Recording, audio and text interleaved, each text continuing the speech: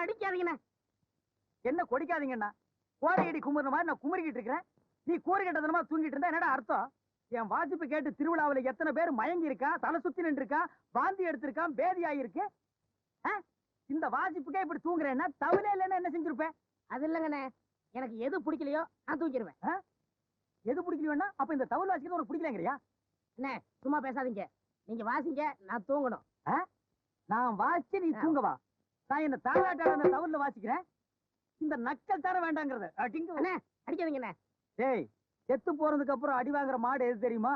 எது? தப்புலையும் தவிலையும் கட்டுறமே அந்த மாடுதான். உசுரோடு இருக்கும் போதும் அடி வாங்குது, செத்ததுக்கு அப்புறம் தோல் ரூபத்துல வந்து அடி வாங்குது. ஐயோ பாவம், பரிதாபப்படாத. அந்த மாதிரி தான் நீயும் திருந்தாத மாடு. உன்னை அடிக்கடிக்கு தான் நீயும் திருந்துவ. அப்ப என்ன மாடுக்கிறீங்களா? இல்ல மனுஷன்னு ஒண்ணு சொல்லவா? நல்ல சங்கீதத்தை கேளுங்கப்பா. ஒரு மாமேத வாசிக்கிறேன், ஒரு மாங்காய் மடையன் தூங்குறான்.